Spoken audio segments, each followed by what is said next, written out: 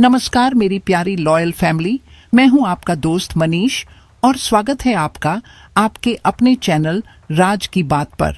दोस्तों, आज की कहानी सिर्फ एक डरावनी घटना नहीं बल्कि एक ऐसी रहस्यमयी यात्रा है जहां प्रेम, बलिदान और अधूरे रिश्तों की परछाइयां एक दूसरे से टकराती हैं। यह कहानी है यक्षिणी और कुम्हार विराज की, एक प्रेम कहानी जहां एक शक्तिशाली आत्मा ने अपनी मुक्ति के लिए हर सीमा पार की और जहां बलिदान ने प्रेम को अमर बना दिया। क्या हुआ जब प्रेम ने अपने अंतिम संघर्ष में बलिदान का रूप लिया? क्या यक्षिणी का दर्द और विराज का साहस उस अंधकार से उबरने के लिए काफी थे जिसने उनका जीवन छीन लिया?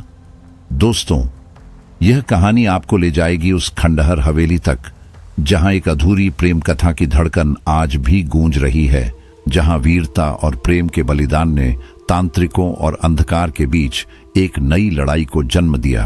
तो तैयार हो जाइए, क्योंकि आज हम चलने वाले हैं उस अंधेरे में जहां एक कुम्हार ने अपनी कला और प्रेम के बल पर एक शक्तिशाली आत्मा को मुक्ति दी, लेकिन अपनी जान की कीमत पर। अगर यह कहानी आपकी रूह तक सिहरन पहुंचाए तो लाइक कीजिए, कमेंट कीजिए और चैनल राज की बात को सब्सक्राइब करना मत भूलिए, क्योंकि यहाँ हम हर बार उतरते हैं उस अंधेरे में जहां कहानियां मरती नहीं, बस नया रूप लेकर फिर लौट आती हैं। तो चलिए शुरू करते हैं आज की यह रहस्यमयी और खौफनाक दास्तान, कुम्हार और यक्षिणी, एक अधूरी प्रेम कथा। रात का सन्नाटा हमेशा डरावना लगता था, लेकिन उस रात कांचनपुर के ऊपर कुछ और ही छाया था। हवा में अजीब सी ठंडक थी, मानो किसी ने जंगल की गहराइयों से कोई रहस्य उठाकर गांव पर फेंक दिया हो। पहाड़ों के बीच बसा यह छोटा सा गांव दिन में शांत और सुंदर दिखता था, लेकिन जैसे ही सूरज डूबता उसके चारों ओर फैला घना जंगल किसी अनदेखी ताकत से भर उठता। गांव का जीवन सीधा सादा था। लोग खेती करते, मिट्टी के बर्तन बनाते और शाम को दादी नानी की कहानियां सुनते, लेकिन उन्हीं कहानियों में जो भय छिपा था वही अब धीरे धीरे हकीकत बनने वाला था। विराज, एक युवा कुम्हार, उसी गांव में रहता था। उसका घर पुराना था, मिट्टी और लकड़ी से बना, जिसकी दीवारें वक्त के साथ झुक चुकी थीं। घर के कोने में उसका सबसे पसंदीदा हिस्सा था चाक और भट्टी वाला कोना। वहीं वह घंटों मिट्टी से खेलता, बर्तन बनाता और जैसे जैसे चाक घूमता उसके भीतर का सन्नाटा भी कुछ देर के लिए खो जाता। वह बचपन में ही अनाथ हो गया था। अब उसके साथ सिर्फ उसकी दादी सरस्वती रहती थीं, एक बूढ़ी औरत जिसकी आंखों में अब भी कहानियों की चमक थी। हर रात वह उसे यक्षिणियों, प्रेतों और तांत्रिकों की कहानियां सुनाती। उनकी आवाज में ऐसा रहस्य होता कि विराज डरता भी था और खिंच भी जाता था। कभी सोचता कि यह सब बस बुजुर्गों की बातें हैं, पर कई बार लगता कि शायद सचमुच कोई अदृश्य दुनिया उसके आसपास है। गांव के लोग भी अपने अपने रंग लिए हुए थे। मुखिया धवल, जो खुद को गांव का रक्षक समझता था, असल में लालची और डरपोक आदमी था। मंदिर का पुजारी आचार्य सोमेश हमेशा रहस्यमयी नजरों से लोगों को देखता, कहते थे कि उसके पास तांत्रिक शक्तियां हैं। और फिर था नंदू, विराज का प्यारा दोस्त, एक भोला भाला चरवाहा जिसकी हंसी किसी भी उदासी को हल्का कर देती थी। विराज मेहनती था, पर भीतर से हमेशा खालीपन महसूस करता। दादी की कहानियां उसके भीतर एक अजीब हलचल पैदा करती। उसे अक्सर सपनों में एक चेहरा दिखता, धुंधला पर स्त्री का, जिसकी आंखें चमकते अंगारों जैसी थीं। एक रात जब वह भट्टी में आग जला रहा था, लपटों ने अचानक एक अजीब आकार लिया। विराज की सांस रुक गई। आग की लपटों में वही चेहरा उभर आया, एक स्त्री का, मुस्कुराता हुआ, जैसे किसी गहरे अंधेरे से उसे बुला रहा हो। उसका दिल तेजी से धड़कने लगा। लपटों के भीतर से कोई धीमी आवाज आई, आओ। वह पीछे हट गया। कौन है वहां? उसने डरते हुए कहा, लेकिन कोई जवाब नहीं मिला। सिर्फ वही शब्द दोहराए गए, हवा में गूंजते हुए, आओ। उस रात नींद उसकी आंखों से गायब थी। सुबह होते ही उसने दादी को सब कुछ बताया। सरस्वती की आंखें गंभीर हो गईं।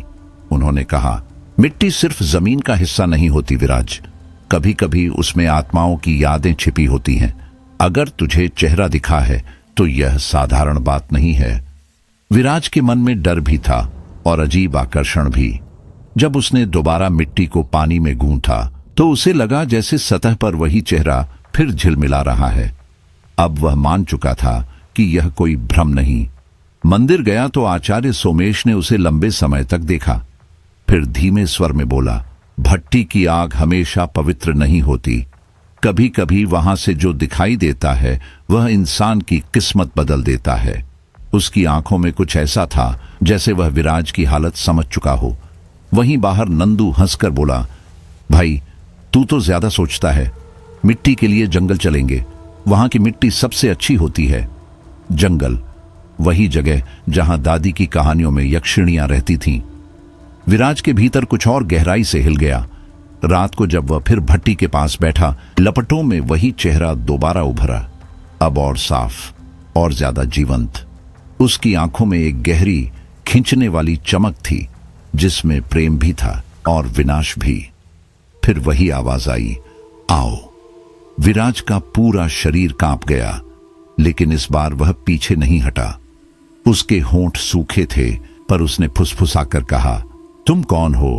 कोई जवाब नहीं मिला, सिर्फ आग की धीमी लपटें जैसे उसकी सांसों के साथ झूम उठी।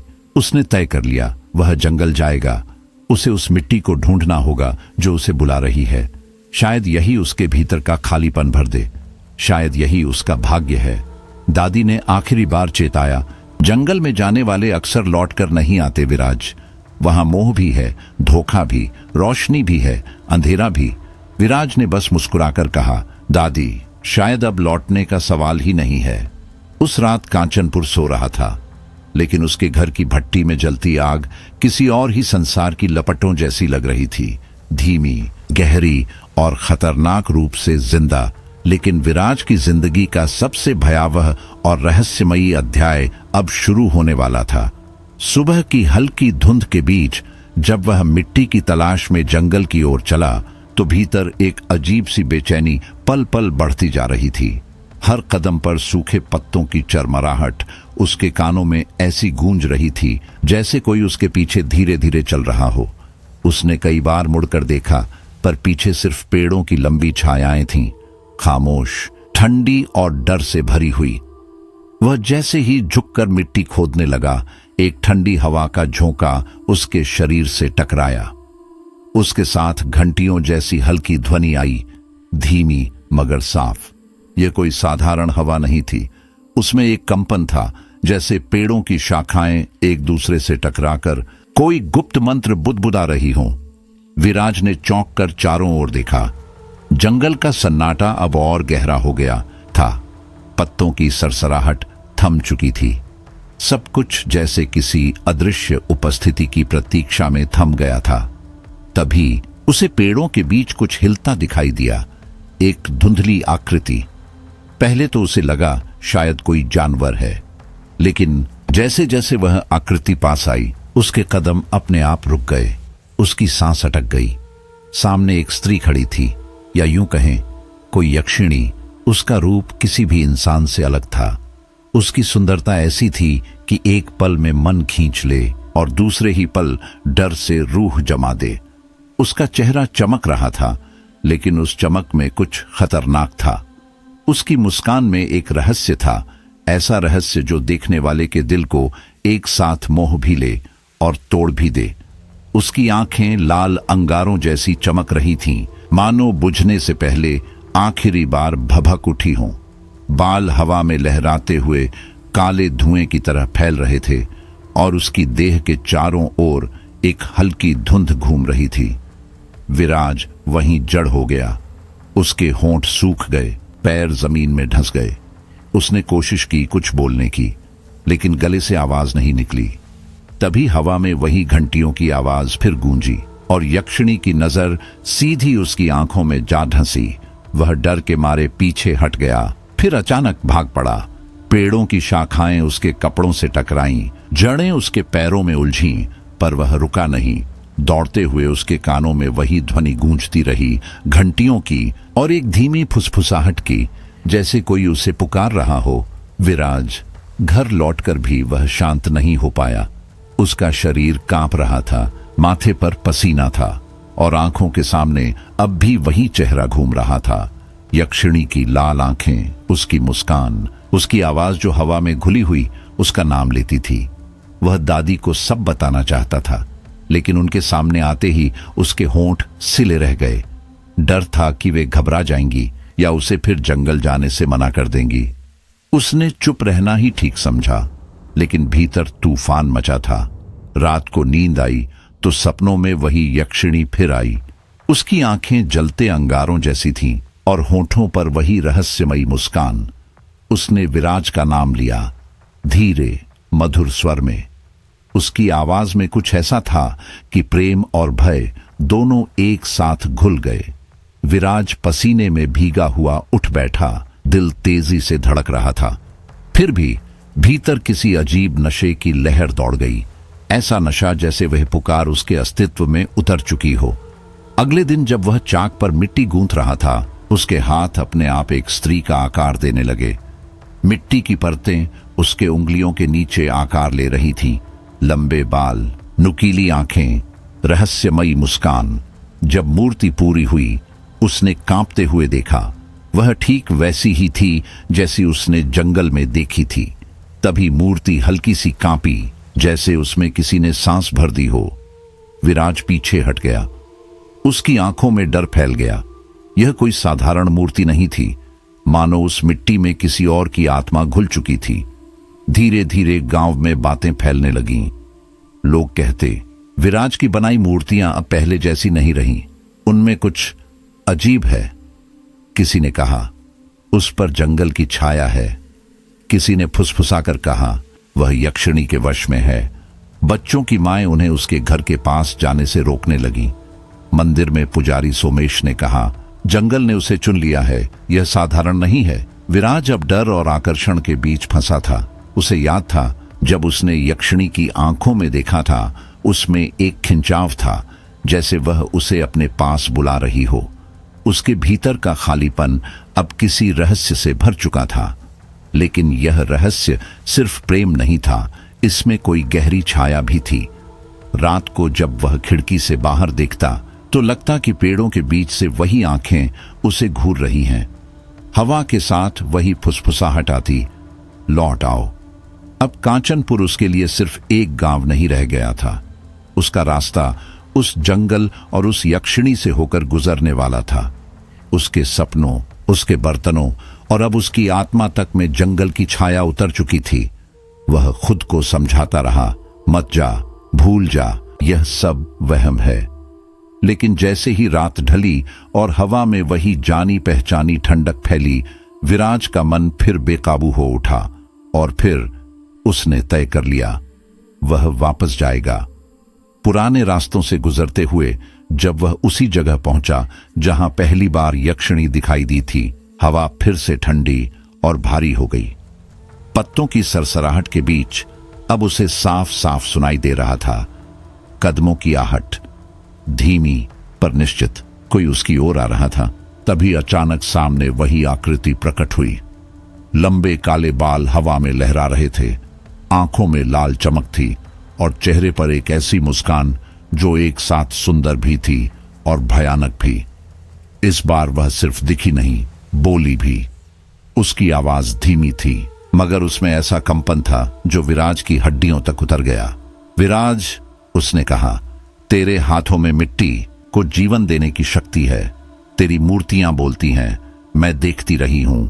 विराज सन्न रह गया। उसका दिल तेजी से धड़कने लगा। शरीर में एक साथ डर और गर्व की लहर दौड़ गई। कोई अलौकिक सत्ता उसकी कला को पहचान रही थी। यह एहसास उतना ही भयावह था जितना अद्भुत। यक्षिणी धीरे धीरे उसके करीब आई। उसकी चाल में हवा सी लय थी, पर हर कदम के साथ आसपास का वातावरण और ठंडा होता गया। उसने झुककर विराज की बनाई मूर्तियों को देखा, उंगलियों से उनकी रेखाएं छुईं और मुस्कुराई। तेरे हाथ में वरदान है, उसने फुसफुसाया, पर मैं तुझे कुछ और सिखा सकती हूं, ऐसी विधि जिससे मिट्टी की आकृति में सांस डाली जा सके। विराज का दिल एक पल को रुक गया। उसने कांपती आवाज में कहा, सांस मतलब जीवित? यक्षिणी ने सिर हिलाया। हां, लेकिन यह मार्ग आसान नहीं। जो मिट्टी को जगाता है उसे खुद अंधकार के करीब जाना पड़ता है। विराज कुछ पल चुप रहा। उसके भीतर डर भी था और एक अजीब आकर्षण भी। आखिर उसने धीमे से कहा, मुझे सिखाओ। दिन बीतते गए। विराज अब बार बार जंगल जाने लगा। हर मुलाकात में वह यक्षिणी के और करीब खींचता चला जाता। उसकी आंखों में जैसे आग और समंदर दोनों साथ थे, ज्वाला भी, शांति भी। कई बार विराज खुद को रोकना चाहता, लेकिन उसकी मौजूदगी उसे घेर लेती। उसका डर अब एक मोह में बदल चुका था। एक शाम यक्षिणी ने उसे वह विधि सिखानी शुरू की।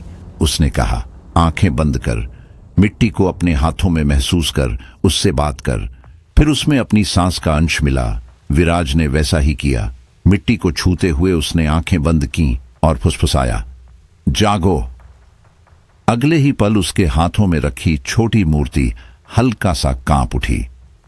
उसकी आंखों के कोनों से पानी की बूंदें टपकने लगीं।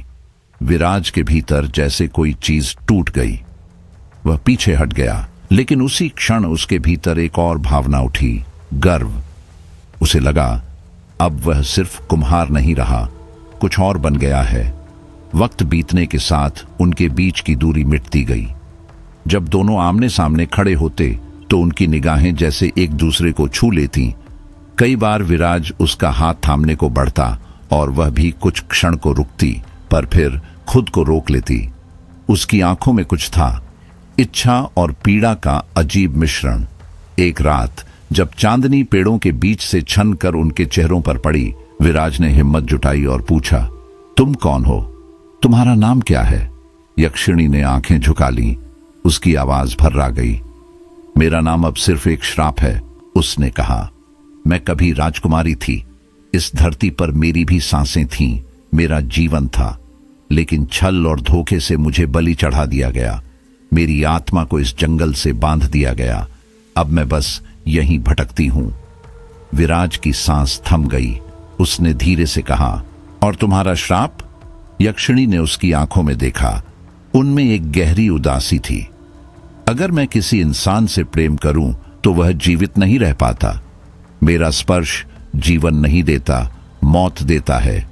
मैं तुझसे दूर रहना चाहती हूं, पर तेरे भीतर की आग मुझे खींच लाती है। विराज के भीतर कुछ टूट गया। उसकी आंखों में भय और आकर्षण एक साथ चमक उठे। वह जानता था इस प्रेम का अंत मृत्यु है। फिर भी उसका मन कह रहा था, यही उसका सच है। यक्षिणी का रूप जितना मोहक था, उसकी कहानी उतनी ही डरावनी। लेकिन अब लौटना नामुमकिन था। विराज की आत्मा उसी श्रापित आत्मा से बंध चुकी थी। उस रात जंगल की परछाइयां और गहरी हो गईं। हवा में ठंडक नहीं, कोई अदृश्य कंपन था, जैसे पूरा वातावरण उनके मिलन का गवाह बन गया हो। पेड़ों की शाखाएं झुक रही थीं, पत्तों में से कोई गंध उठ रही थी, प्रेम की भी और विनाश की भी। कांचनपुर अब बहुत दूर रह गया था। फिर गांव में अजीब घटनाएं शुरू हुईं। बच्चों के अचानक गायब होने की खबरें फैलने लगीं। रात में कुओं से किसी की चीखें सुनाई देती। हवा में अजीब फुसफुसाहट घूमती। लोगों ने देखा कि विराज की बनाई मूर्तियों की आंखों में अब एक जीवित चमक थी। कभी कभी वे हिलती भी थीं। किसी ने कहा, इनमें आत्माएं बस गई हैं। अब कोई उसके घर के पास नहीं आता था। मंदिर में पुजारी सोमेश ने सभा बुलाई। उसकी आंखों में डर था। विराज ने जंगल की यक्षिणी से संधि कर ली है, ये उसने कहा। यह गांव अब खतरे में है। विराज सुनता रहा, लेकिन अब उसके भीतर सिर्फ सन्नाटा था।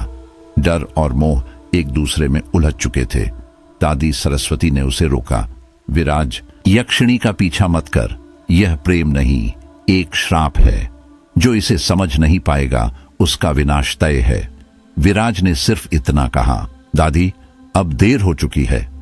उसकी आंखों में अब वही लाल चमक उतर आई थी जो कभी जंगल की यक्षिणी की आंखों में थी। यक्षिणी की आंखों में उस रात भय की हल्की चमक थी। उसने धीमे स्वर में कहा, विराज, जो कुछ हो रहा है उसका असर अब सिर्फ हम तक नहीं रहेगा। यह श्राप अब पूरे गांव को भी अपनी चपेट में ले लेगा। विराज कुछ क्षण मौन रहा। उसके गले से शब्द नहीं निकले। हवा में फिर वही कंपन था, जैसे जंगल खुद सुन रहा हो। पेड़ों के बीच धीरे धीरे धुंध घुलने लगी और उस धुंध में कुछ आकार उभरने लगे। पुरानी मूर्तियों पर गहरे निशान, भटकती नीली रोशनियां और धुएं से बने अजीब चेहरे जो पल भर में गायब हो जाते थे। वह दोनों उस दिशा में बढ़ने लगे जहां से धुंध सबसे घनी लग रही थी। धीरे धीरे उनके सामने एक प्राचीन मंदिर उभर आया, ऐसा मंदिर जिसे शायद किसी ने दशकों से नहीं देखा था। वह काले पत्थरों से बना था, दीवारें टूट चुकी थीं और चारों ओर फैले जंगल की जड़ें उसकी दीवारों को जकड़े हुए थीं। ऊपर आसमान में चांद की रोशनी तक मुश्किल से पहुंच पाती थी। विराज ने यक्षिणी का हाथ थामा। उसके स्पर्श में ठंडक थी, पर एक अजीब शक्ति भी। दोनों धीरे धीरे मंदिर के द्वार तक पहुंचे। जैसे ही उन्होंने कदम रखा, हवा अचानक भारी और ठंडी हो गई।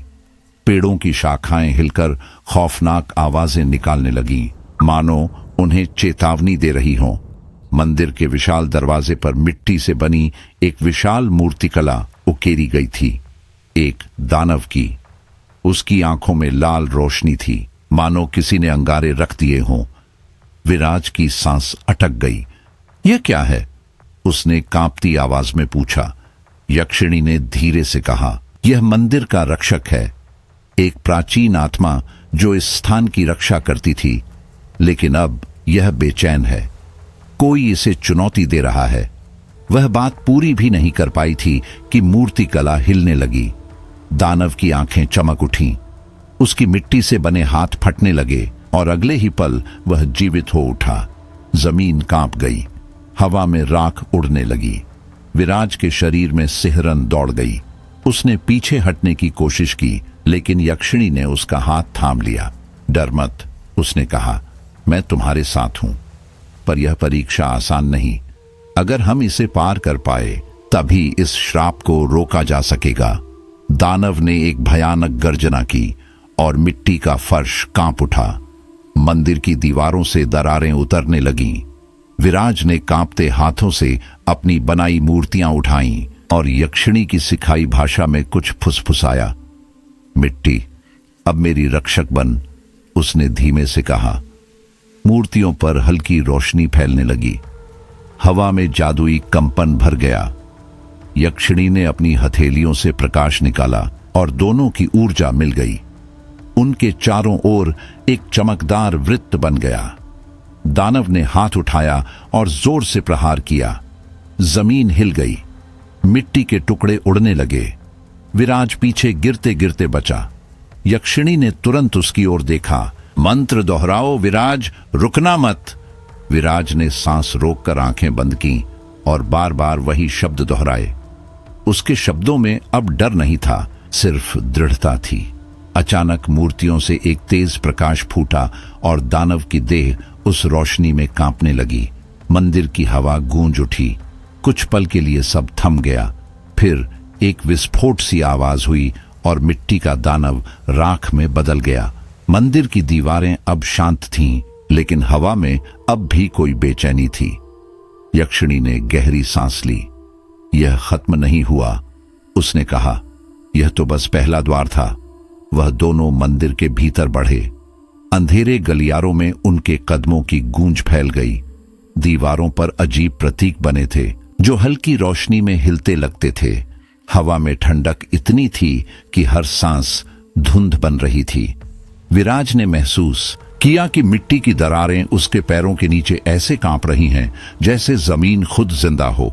वह आगे बढ़ा और एक कमरे के सामने रुक गया। कमरे के बीच में एक चौकोर मंच था, बलि का स्थान। फर्श पर जली हुई राख और बिखरी हड्डियां थीं। यक्षिणी उस जगह को देखकर ठिठक गई। उसकी आंखों में गहरा दुख उतर आया।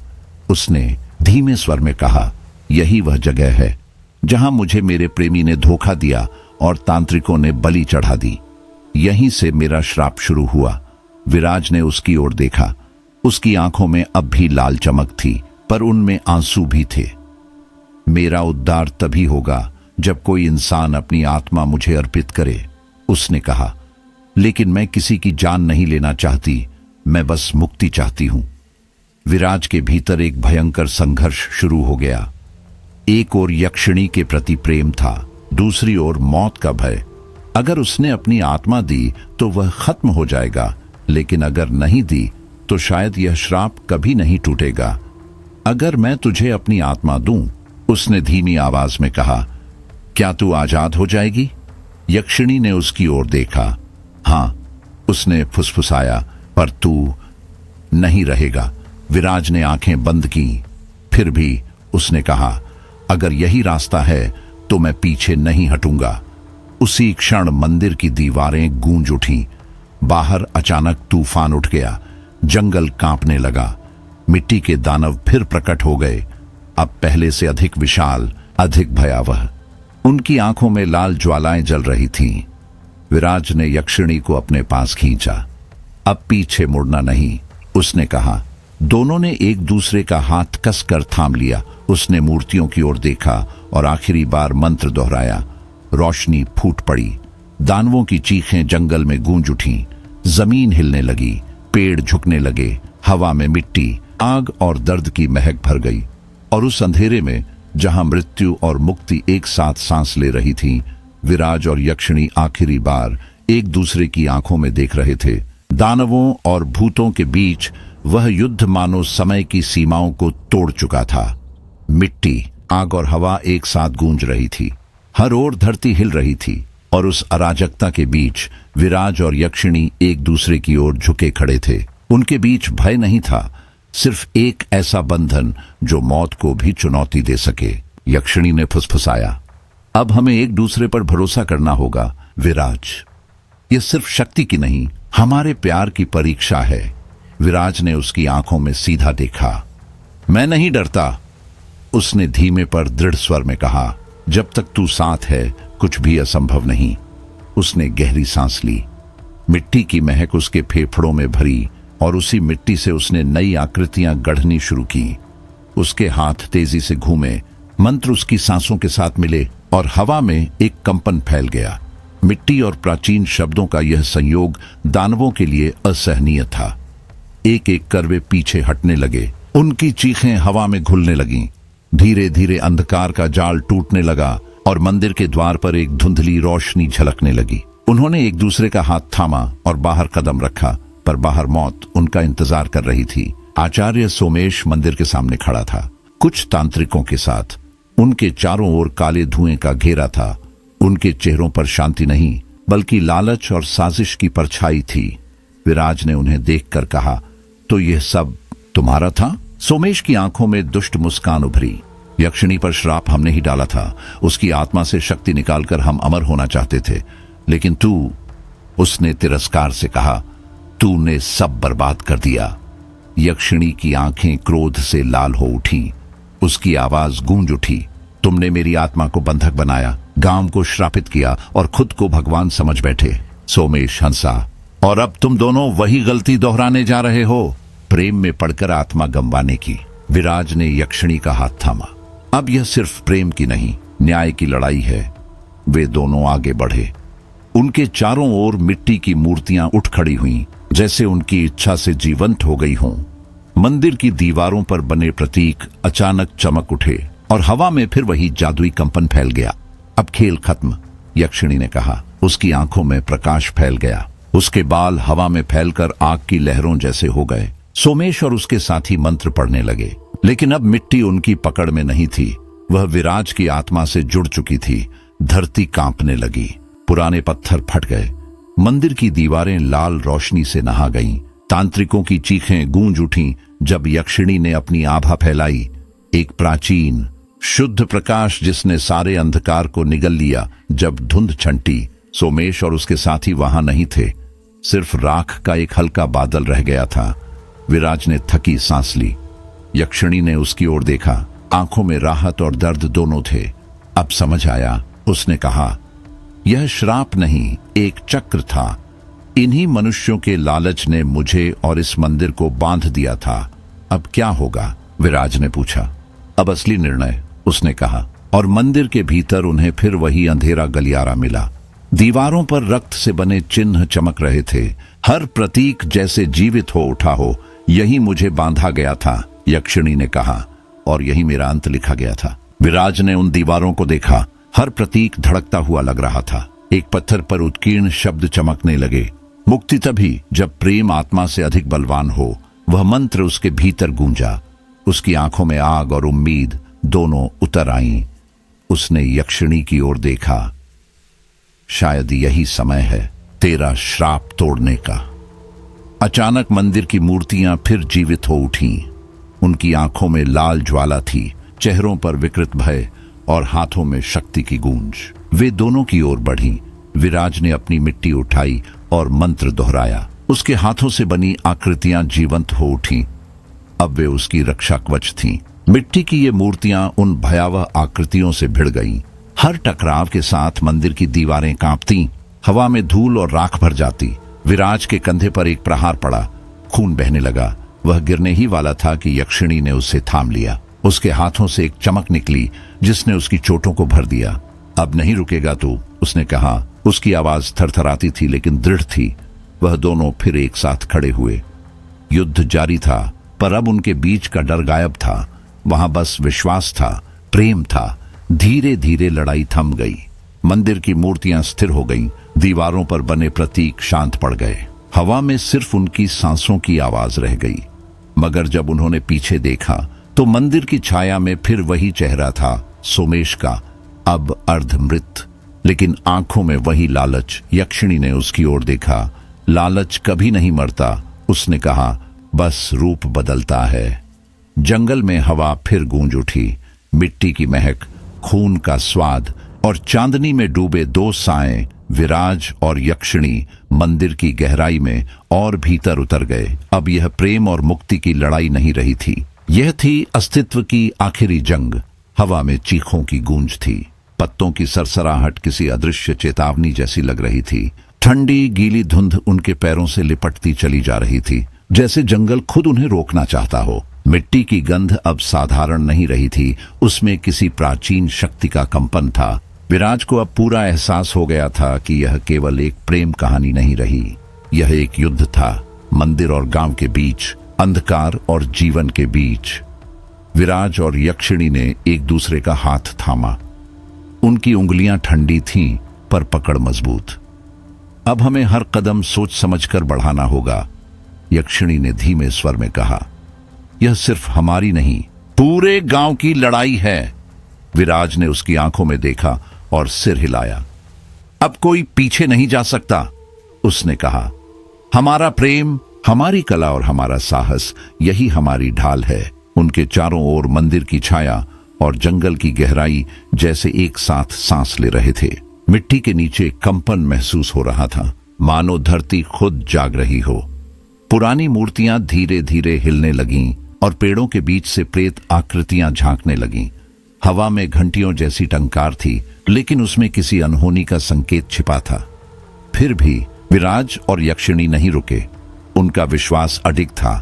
हर डर, हर रहस्य उनके प्रेम को और गहरा कर रहा था। रात जैसे एक नए युग की शुरुआत बन गई थी, एक ऐसी रात जो उनकी आत्माओं की परीक्षा ले रही थी। गांव अब दूर था, पर उसकी परछाई उनके पीछे थी। कांचनपुर में अफरा तफरी मची हुई थी। हर घर में डर घुस चुका था। कुओं से अजीब आवाजें उठती, कभी बच्चों की हंसी, कभी चीखें। रात के सन्नाटे में कहीं से लाल रोशनी झलकती, जैसे आग हवा में तैर रही हो। लोग कहने लगे थे कि यक्षिणी का प्रकोप अब जंगल की सीमा पार कर चुका है। मंदिर के पुजारी आचार्य सोमेश ने इस डर का फायदा उठाना शुरू कर दिया। वह लोगों को इकट्ठा करता और ऊंची आवाज में कहता, विराज ही इस संकट का कारण है। उसने यक्षिणी से संधि कर ली है। जब तक हम उसे रोकेंगे नहीं, गांव का विनाश तय है। डरे हुए गांव वाले उसकी बातों में आ गए। कोई अपने दरवाजे बंद कर लेता, कोई बच्चों को घर से बाहर निकलने नहीं देता। हर आंख में डर था और हर डर का निशाना अब विराज बन गया था। उधर विराज अपने घर लौटा। दादी सरस्वती दरवाजे पर खड़ी उसका इंतजार कर रही थी। उनका चेहरा पीला पड़ चुका था, आंखों में भय और आंसू दोनों झलक रहे थे। विराज, उन्होंने कांपती आवाज में कहा, यक्षिणी से दूरी बना ले। यह प्रेम नहीं, एक अग्नि है जो सब कुछ जला देगी। अगर तू नहीं रुका तो न तू बचेगा न यह गांव। विराज चुपचाप उनकी ओर देखता रहा। कुछ कहना चाहता था पर शब्द नहीं निकले। उसके दिल में तूफान चल रहा था। वह जानता था कि दादी सही कह रही हैं, पर वह यह भी जानता था कि अब यक्षिणी से दूर रहना उसके बस में नहीं।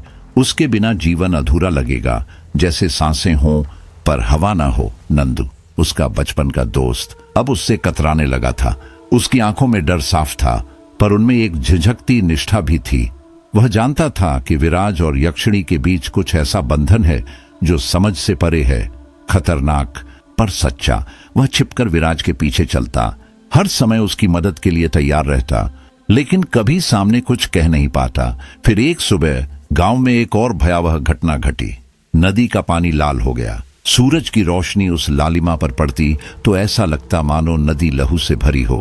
गांव वाले चीखने लगे। कोई बोला, यह यक्षिणी का श्राप है। कोई चिल्लाया, उसने हमारी आत्माएं पकड़ ली हैं। अब कांचनपुर में आतंक की लहर फैल गई। लोग अब पूरी तरह सोमेश की बातों पर यकीन करने लगे।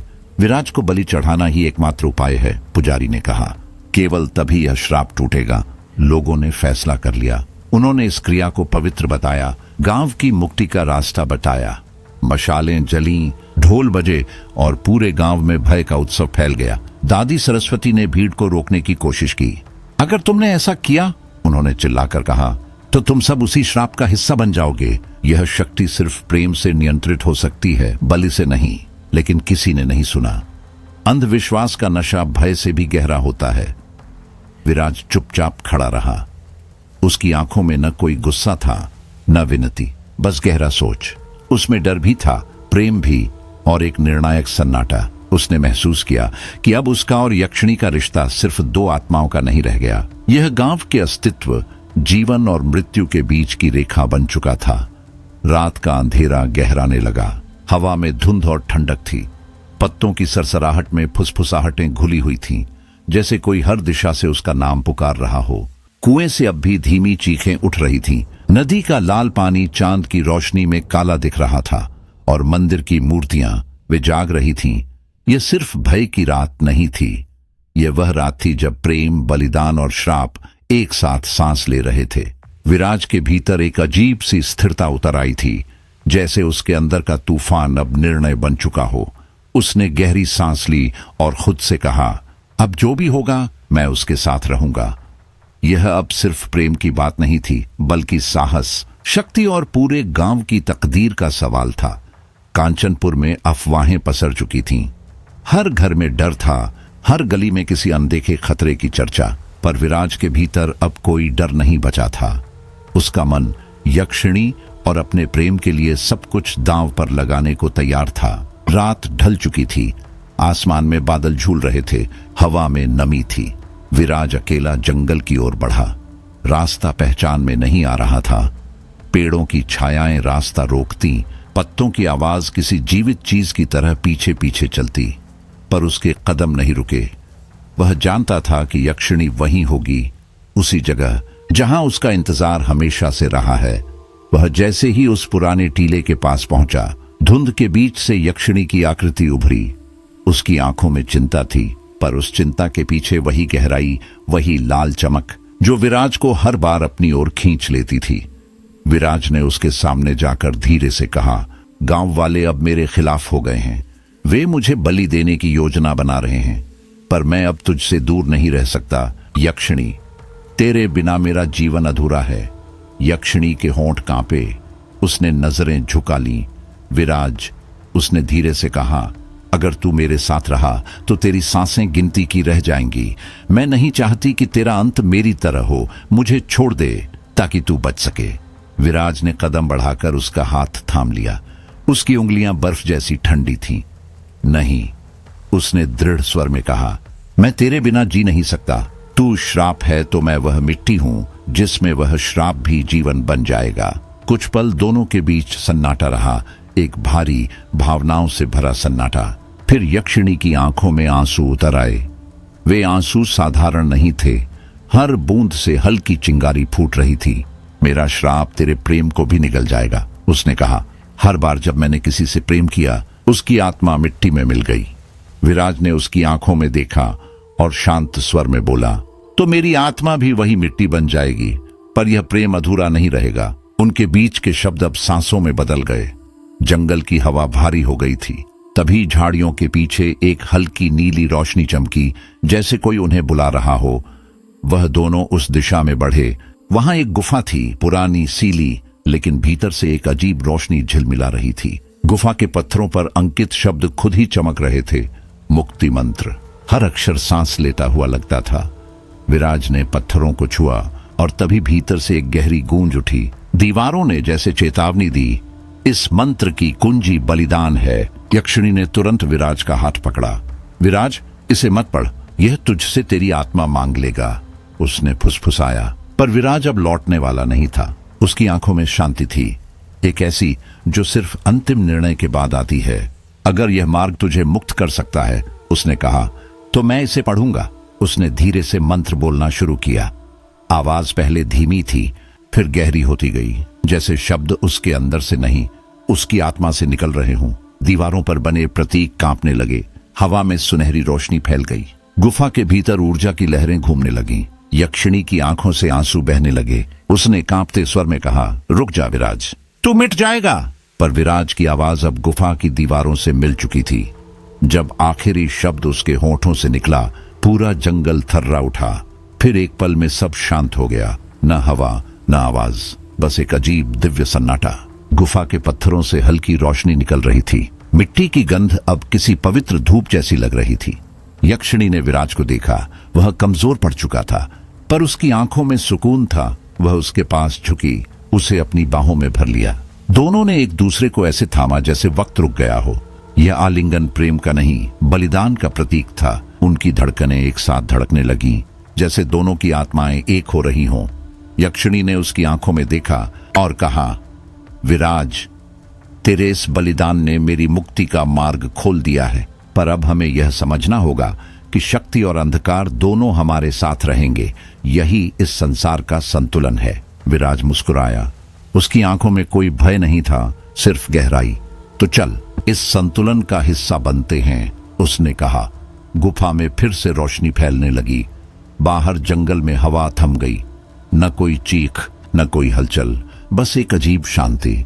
मिट्टी, पत्थर और हवा सब मिलकर उस रात को एक नए आरंभ में बदल रहे थे। विराज और यक्षिणी ने एक दूसरे का हाथ थामा। उनके चारों ओर गुफा की दीवारें हल्की धड़कने लगीं, जैसे जीवन उनमें लौट आया हो। अब उनका प्रेम सिर्फ मनुष्यों का नहीं था, वह एक वचन था, प्रेम, साहस और बलिदान का। और उसी रात जब चांद की रोशनी जंगल पर पड़ी, तो कांचनपुर के आसमान में पहली बार कोई भयावह आवाज नहीं गूंजी। सिर्फ एक हल्की हवा चली, जिसमें मिट्टी, मुक्ति और अधूरे प्रेम की महक थी। मंदिर की गहराइयों में अचानक एक भयानक हवा उठी, ठंडी, भारी और किसी अदृश्य शाप से भरी हुई। दीवारों पर जले दीपक एक एक कर बुझने लगे और अंधेरे में एक भयानक कंपन गूंज उठा। उसी धुंध में पुजारी सोमेश और उसके तांत्रिक साथी आगे बढ़े। उनके हाथों में जले हुए मशालें थीं और चेहरों पर एक विकृत, लालच से भरी मुस्कान। सोमेश की आंखों में वही पुराना पागलपन था, अमरत्व का जुनून। आज, उसने फुसफुसाया, आज हम यक्षिणी की आत्मा को बांध लेंगे। उसकी शक्ति हमें देवताओं से भी ऊपर कर देगी। उसके साथी अंधेरे में सिर हिलाते हुए मंत्र बुदबुदाने लगे। पीछे से गांव वाले भी मंदिर के द्वार तक पहुंच चुके थे। किसी के हाथ में त्रिशूल था, किसी के पास मशाल। डर और अंधविश्वास से कांपते लोग सोच रहे थे कि वे पवित्र काम कर रहे हैं, पर हर कदम के साथ हवा और भारी होती जा रही थी। कोई बच्चे की चीखें सुनता, कोई अंधेरे में किसी की परछाई। सबके चेहरों पर आतंक था।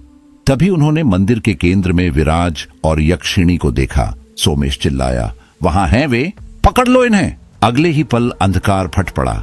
मिट्टी के दानव जमीन से उभरे, रक्त से बने प्रेताकार गरजने लगे और हवा में आग के गोले घूमने लगे। मंदिर का फर्श कांपने लगा, दीवारों से मिट्टी झड़ने लगी। विराज ने अपने चारों ओर देखा और जैसे किसी अनदेखे आदेश से उसके हाथ मिट्टी में चले गए। उसने आंखें बंद की और मंत्र फुसफुसाए, मिट्टी अब मेरी शक्ति बन, उसने कहा। उसके हाथों के नीचे मिट्टी हिलने लगी। कुछ ही पलों में उसने मूर्तियों की एक विशाल सेना खड़ी कर दी। उनमें आंखें थीं, हाथों में भाले और हर सांस में जीवन की हल्की चमक। यक्षिणी ने हवा में अपनी हथेलियां उठाईं। उसकी आंखें लाल हो उठीं। उसकी शक्ति से जंगल और धरती एक साथ कांपने लगे। उसने अपनी ऊर्जा मिट्टी में प्रवाहित की और अचानक पेड़ झुक गए, हवा में बिजली चमकी और भूतों की परछाइयां बिखर गईं। मंदिर अब युद्ध भूमि बन चुका था। हर दिशा में टकराव था। मिट्टी की मूर्तियां बनाम दानव, प्रेत बनाम आभा। हर झटके के साथ धूल और रक्त की गंध हवा में घुलती जा रही थी। यह विराज की कला की सबसे बड़ी परीक्षा थी। उसकी कल्पना अब उसके हथियार में बदल चुकी थी। हर मूर्ति उसकी आत्मा का हिस्सा थी और हर प्रहार में उसका साहस सांस ले रहा था। उसी दौरान नंदू भी वहां पहुंच गया। वह दौड़ता हुआ आया, हाथ में मशाल थी। विराज, उसने चिल्लाकर कहा, मैं तेरे साथ हूं। लेकिन अगले ही पल एक दानव ने उसे धर दबोचा। उसकी चीख मंदिर की दीवारों में गूंज उठी। विराज ने दौड़कर उसे खींचा। नंदू, उसने कांपती आवाज में कहा। यक्षिणी ने तुरंत उसके घावों पर हाथ रखा। उसकी उंगलियों से नीली रोशनी फूटी और घाव भरने लगे, पर उसके साथ ही हवा में एक तीखी जलन फैल गई। उसकी शक्ति अब और प्रबल हो रही थी। यक्षिणी ने विराज की ओर देखा। अब पीछे मत देखो, यह युद्ध हमारी आत्माओं की परीक्षा है। लड़ाई चरम पर थी। मिट्टी की मूर्तियां गर्जन करती, दानवों पर झपटती। बिजली की धाराओं में हर टकराव से धरती कांपती। धूल में सिर्फ दो आकृतियां स्थिर थीं, विराज और यक्षिणी। उनके चारों ओर सब कुछ टूट रहा था, पर उनकी निगाहों में अटूट विश्वास था। फिर यक्षिणी ने विराज को बताया, यह श्राप हमारे प्रेम का नहीं, उनके पाप का परिणाम है। यह लालच, यह धोखा, इन्हीं ने इस जंगल को बांधा है। हमारी मुक्ति तभी होगी जब यह दुष्टता नष्ट होगी। विराज ने सिर हिलाया और अपने हाथों को फैलाया। उसकी मूर्तियां और संगठित हुईं। हर आकृति में नई ऊर्जा दौड़ गई। अब वे सिर्फ मिट्टी नहीं थीं, वे विराज की आत्मा थीं। उन्होंने पुजारी के तांत्रिकों पर टूट पड़ना शुरू किया। सोमेश ने देखा कि उसकी सेना टूट रही है। वह चीखा, नहीं, यह शक्ति मेरी है। उसने अपने रक्त से एक तंत्र बनाया और हवा में फेंका। आग का एक गोला सीधा विराज की ओर बढ़ा, पर यक्षिणी ने कदम आगे बढ़ाया। उसकी हथेली से तेज प्रकाश फूटा और वह गोला धूल में बदल गया। तूने मेरे प्रेम को चुनौती दी सोमेश, उसने कहा। अब तेरा समय समाप्त है। जमीन फिर कांपी।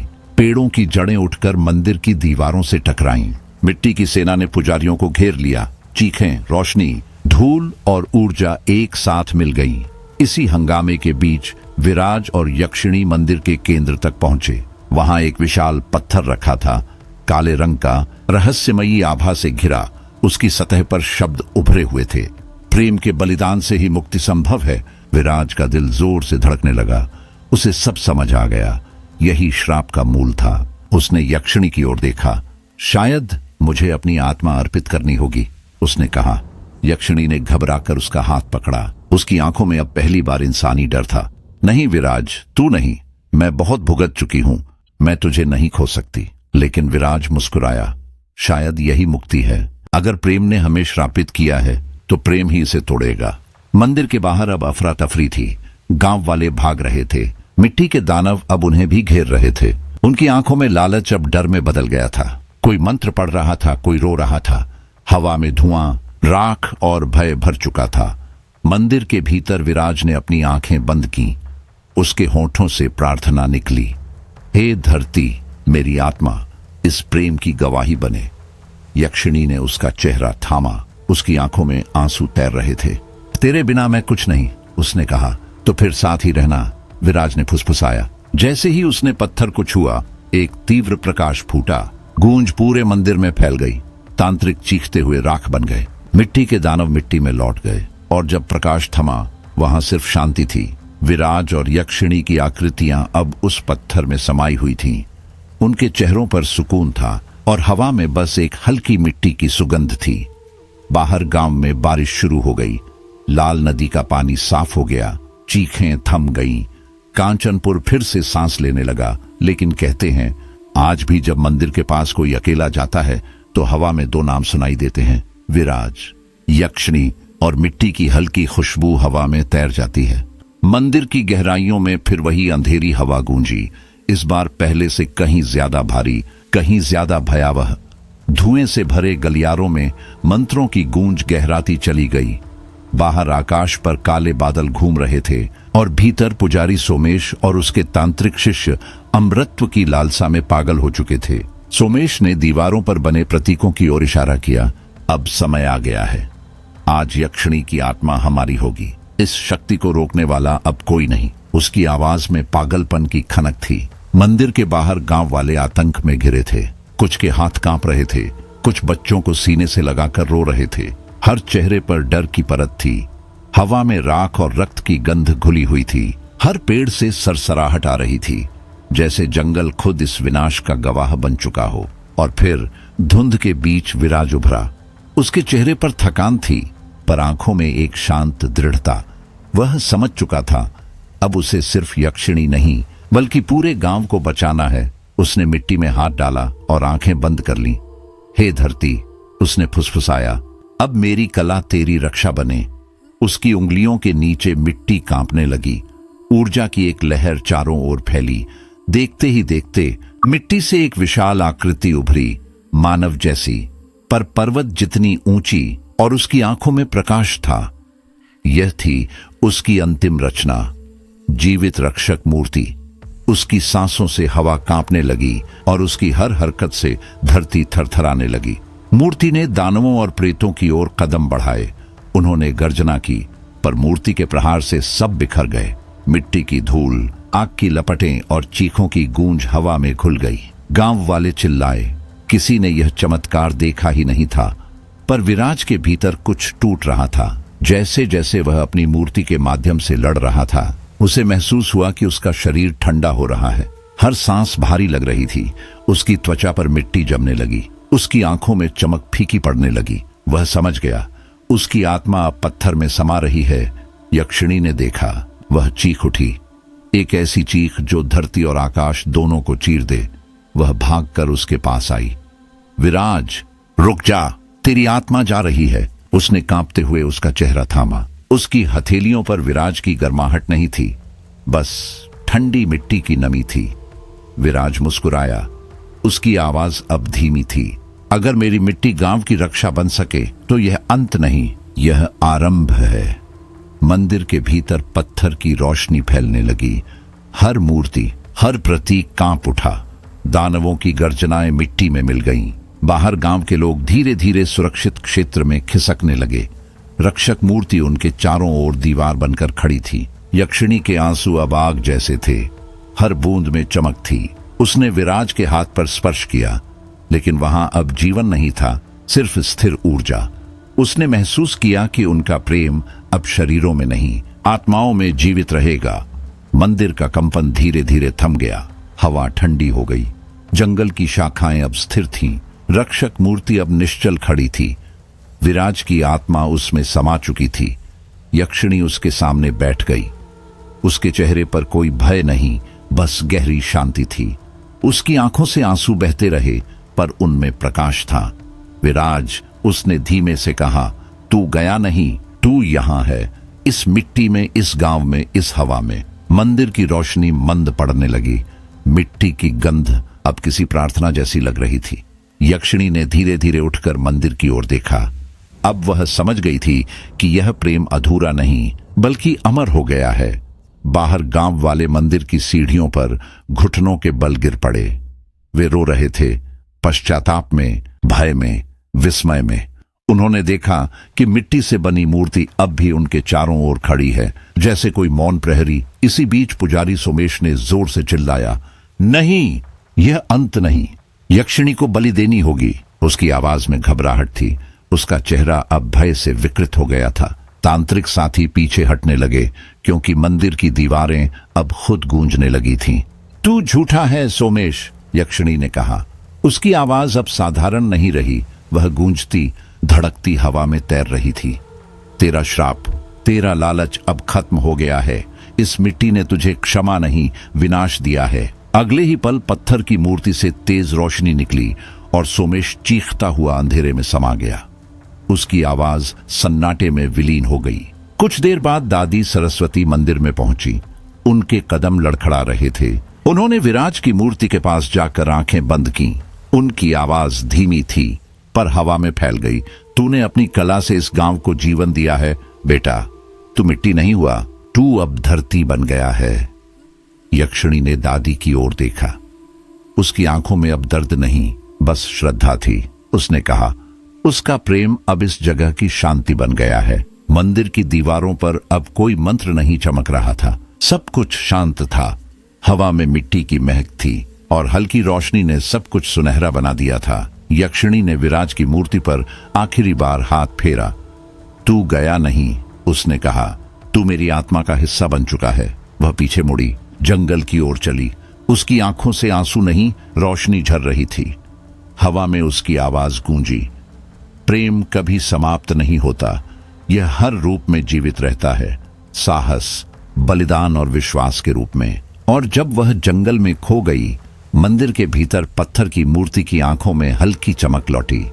वह चमक अब किसी प्रेम की नहीं, बल्कि उस शांति की थी जो बलिदान के बाद जन्म लेती है। मंदिर की गहराइयों में हवा अब किसी जिंदा प्राणी की तरह चीख रही थी। दीवारों पर लटकते दीपक हवा के झोंकों से डगमगा रहे थे और हर दरार से निकलती धूल में अजीब सी रोशनी चमक रही थी। विराज की आंखों में दृढ़ता थी। उसका चेहरा थका हुआ था, लेकिन उसमें एक अटल विश्वास झलक रहा था। उसने यक्षिणी का हाथ मजबूती से थामा। तुम्हारी मुक्ति ही मेरी जिंदगी है, उसने कहा। उसकी आवाज हवा के शोर में भी साफ सुनाई दी। चाहे जो हो जाए, मैं तुम्हारे बिना नहीं रह सकता। यक्षिणी ने उसकी आंखों में झांका। पहली बार उसने महसूस किया कि विराज का निर्णय किसी साधारण प्रेम का नहीं, बल्कि आत्मा के बंधन का परिणाम है। उनके बीच अब कोई शब्द नहीं बचे थे, सिर्फ गहरी सांसें जो एक दूसरे से मिलती हुई किसी नियति का इशारा दे रही थीं। मंदिर की दीवारें दरकने लगीं, पत्थरों से धूल उठी, हवा में झिलमिलाता कंपन फैल गया। जंगल के वृक्ष कराहने लगे, मिट्टी की मूर्तियां कांप उठीं। विराज और यक्षिणी जानते थे कि यह वही क्षण है जिसका इंतजार सबको था, अंतिम युद्ध। विराज ने अपनी हथेलियों को मिट्टी पर रखा। अब मेरा प्रेम ही मेरी शक्ति है, उसने धीरे से कहा। उसकी उंगलियां मिट्टी में डूब गईं और देखते ही देखते उसके चारों ओर नई मूर्तियां उठने लगीं। हर मूर्ति में जीवन की हल्की झिलमिलाहट थी। वे रक्षक थीं, गांव के हर इंसान के लिए। यक्षिणी ने आंखें बंद की और अपनी ऊर्जा फैलाने लगी। उसके चारों ओर हवा घूमने लगी, जंगल की जड़ों से रोशनी फूटने लगी। मिट्टी और हवा दोनों उसकी शक्ति के अधीन आ गए। उसकी आंखों में अब प्रेम नहीं, आग थी। वह जानती थी यह युद्ध सिर्फ तांत्रिकों से नहीं, नियति से है। गांव की सीमाओं पर अब भय और आशा का संगम था। गांव वाले मंदिर के पास खड़े थे, कुछ हाथ जोड़कर प्रार्थना कर रहे थे, कुछ भय से कांप रहे थे। वे जानते थे कि अब सब कुछ विराज और यक्षिणी पर निर्भर है। इसी बीच पुजारी सोमेश अपने तांत्रिक साथियों के साथ भीतर बढ़ा। उनकी आंखों में अब पागलपन था, लालच, ईर्ष्या और अमृतत्व की भूख से भरा हुआ पागलपन। उनके चारों ओर धुएं और रक्त की गंध थी। अब ये हमारी शक्ति के सामने नहीं टिक पाएंगे, सोमेश गर्जा। उसके शब्दों के साथ मंदिर की दीवारों पर लिखे मंत्र चमक उठे। जंगल की परछाइयां और मिट्टी के दानव अब तांत्रिकों के साथ थे, लेकिन विराज और यक्षिणी ने भी एक दूसरे की ओर देखा। उनके बीच कोई डर नहीं बचा था। उन्होंने हाथ कसकर थामे और एक साथ मंत्र फुसफुसाए। हवा अचानक भारी हो गई और मंदिर का फर्श थरथरा उठा। अब तीनों संसार, गांव, मंदिर और जंगल एक साथ सांस ले रहे थे। मिट्टी की हलचल, हवा की गूंज और मंत्रों की लहरें इस अंतिम युद्ध के मंच बन चुकी थीं। विराज की मूर्तियां आगे बढ़ीं, दानवों से भिड़ गईं। हर प्रहार पर मिट्टी बिखरती, हर झटके के साथ धूल और राख उठती। विराज के चेहरे पर दर्द झलकने लगा। उसका शरीर कमजोर पड़ रहा था। उसकी आत्मा पत्थर में बंध चुकी थी। उसकी सांसें भारी थीं, उसके हाथ कांप रहे थे, लेकिन वह रुका नहीं। यक्षिणी अब अपने वास्तविक रूप में थी। उसकी आंखों से ज्वाला निकल रही थी। उसके बाल हवा में बिजली की तरह फैल रहे थे।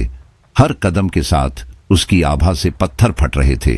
तांत्रिकों ने मंत्र पढ़े, लेकिन उनकी शक्ति यक्षिणी के सामने बौनी पड़ रही थी। उसकी आंखों की आग ने उनके चारों ओर की हवा को भभका दिया। सोमेश चीखा, उसे रोक लो। पर उसकी आवाज डर से कांप रही थी। यक्षिणी ने अपनी हथेली उठाई और उसकी उंगलियों से बिजली की धार निकली जो सीधी दीवार से टकराई। पूरा मंदिर गूंज उठा और दीवारों से लाल रोशनी फूटने लगी। धरती कांपने लगी, पत्थर दरकने लगे।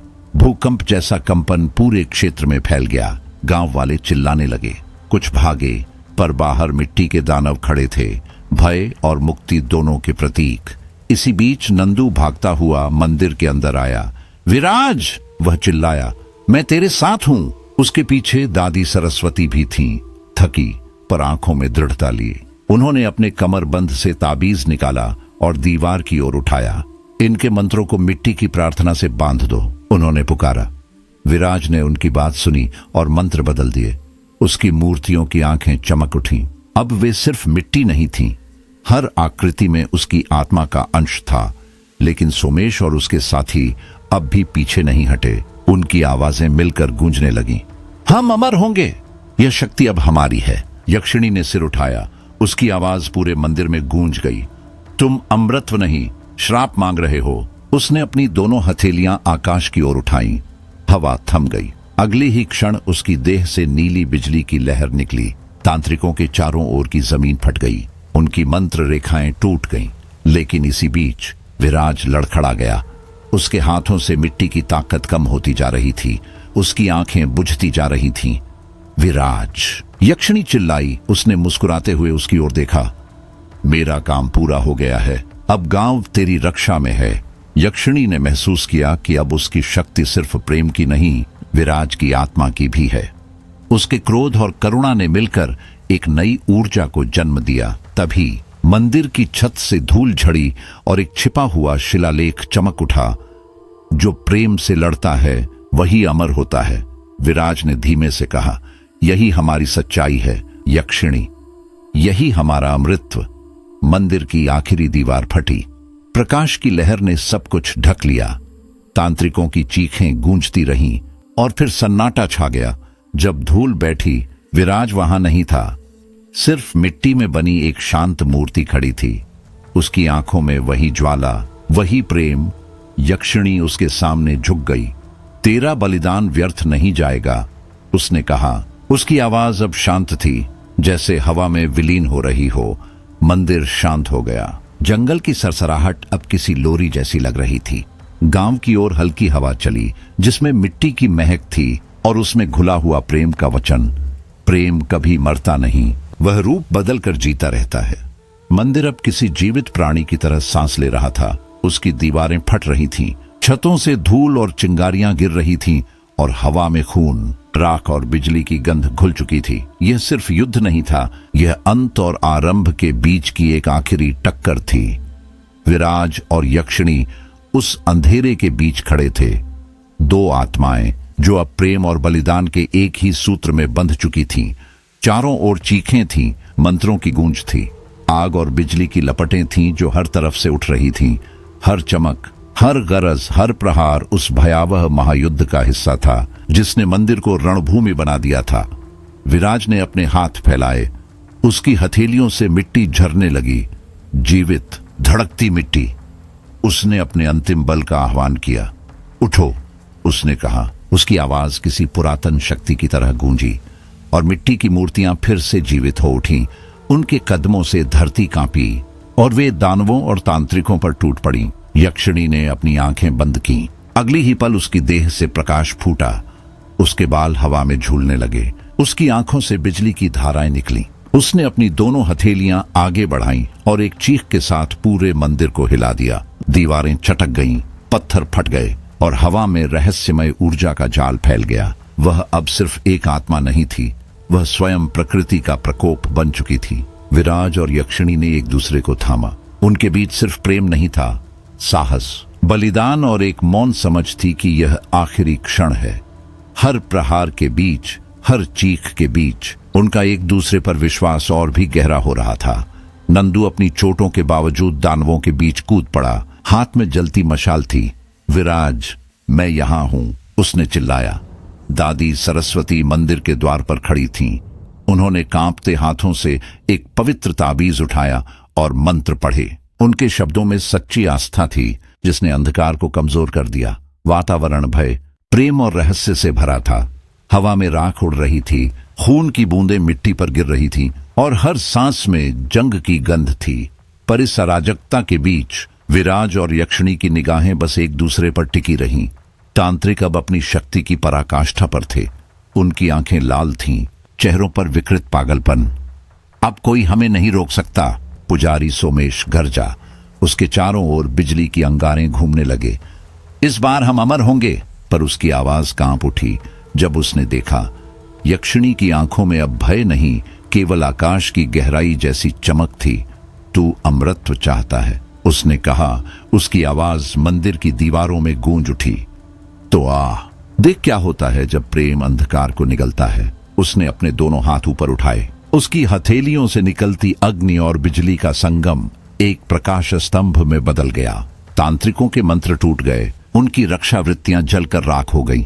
वे चीखते रहे, पर यक्षिणी की ऊर्जा ने उन्हें मिट्टी और हवा में मिला दिया। विराज हाँफ रहा था, उसकी मूर्तियां थक चुकी थीं, उसका शरीर कमजोर पड़ने लगा था।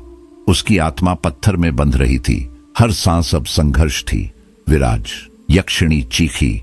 उसने उसकी ओर देखा। तुम्हारा श्राप अब खत्म होगा, उसने धीमे से कहा। अगर कोई बलिदान देना है तो वह मेरा होगा। यक्षिणी की आंखों में भय चमक उठा। नहीं विराज, यह मत कहो, उसने कांपते हुए उसका हाथ थामा। अगर तुमने अपनी आत्मा दी तो मैं फिर अकेली रह जाऊंगी। तुम अकेली नहीं रहोगी, विराज ने फुसफुसाया। मैं हर मिट्टी, हर हवा, हर सांस में रहूंगा। तुम्हारी मुक्ति मेरी ही शांति है। वह शिलालेख के सामने जा खड़ा हुआ, जहां सुनहरे अक्षरों में लिखा था, प्रेम के बलिदान से ही मुक्ति संभव है। उसने अपनी आंखें बंद की, होंठ हिले और प्राचीन भाषा के शब्द हवा में घुल गए। उसकी आवाज कांप रही थी, लेकिन हर शब्द मंदिर की दीवारों को हिला रहा था। उसकी आत्मा बाहर निकल रही थी, धीरे धीरे, शांत लेकिन अटल। यक्षिणी के आंसू पहली बार इंसानों जैसे थे, गर्म, भारी और चमकदार। जैसे ही वे जमीन पर गिरे, जंजीरों की कड़कड़ाहट सुनाई दी, लोहे की बेड़ियां फट गईं, श्राप के बंधन टूटने लगे। मंदिर की दीवारों पर अंकित तांत्रिक चिन्ह खुद मिटने लगे। रोशनी फैल गई, इतनी प्रबल कि आंखें बंद करनी पड़ी। हवा में केवल एक आवाज गूंजी, विराज। विराज का शरीर धीरे धीरे जमीन पर गिर गया। उसकी आंखें बंद थीं, होंठों पर हल्की मुस्कान। उसकी आत्मा यक्षिणी के चारों ओर प्रकाश की तरह घूमी और फिर मिट्टी, हवा और मंदिर की ऊर्जा में समा गई। यक्षिणी घुटनों के बल बैठ गई। उसने उसकी बाहों को थामा। उसके चेहरे पर अब आंसू नहीं थे, बस एक गहरी, पवित्र शांति। उसने महसूस किया कि विराज अब मिट्टी में, पेड़ों में, हर सांस में जिंदा है। मंदिर की दीवारें अब उजले प्रतीकों से भर गईं। जो पहले रक्त और श्राप से सने थे, अब उनमें प्रकाश और प्रेम का संदेश था। तांत्रिक राख बन चुके थे, दानव मिट्टी में लौट गए, जंगल में शांति छा गई, हवा में मिट्टी की हल्की सुगंध थी। गांव के लोग मंदिर की ओर आए, थके, डरे लेकिन जीवित। उन्होंने देखा कि मूर्तियां अब स्थिर थीं, जैसे किसी महान त्याग की पहरेदार यक्षिणी उठी। उसने विराज की देह पर हाथ रखा और फुसफुसाई, तुमने अपनी आत्मा देकर हमें बचाया। तुम्हारा बलिदान अब इस धरती की शांति बन गया है। उसने आकाश की ओर देखा। उसकी आंखों में आग नहीं, बस सुकून था। हमारा प्रेम अब भावना नहीं, शक्ति बन चुका है। उसने कहा, यह गांव, यह जंगल, यह मिट्टी, सब तेरी सांसों से धड़केंगे। धीरे धीरे हवा चली, मंदिर की छत से रोशनी की किरणें गिरने लगीं और उसी रोशनी में यक्षिणी की आकृति धुंधली पड़ने लगी। उसकी अंतिम आवाज हवा में गूंजी, प्रेम कभी खत्म नहीं होता, वह बलिदान में अमर हो जाता है। और फिर सब शांत हो गया। मिट्टी की मूर्तियों के बीच खड़ा मंदिर अब भय नहीं, श्रद्धा का प्रतीक था। और जब भी हवा बहती, गांव वाले कहते, वो मिट्टी अब सांस लेती है, क्योंकि उसमें विराज का प्रेम बसा है। मंदिर की गहरी दीवारों और जंगल की रहस्यमयी छायाओं के बीच यक्षिणी अब इंसानी रूप में लौट आई थी। उसका चेहरा पहले से कहीं ज्यादा नर्म था, लेकिन उसकी आंखों में वह दर्द और अपूर्णता साफ झलक रही थी।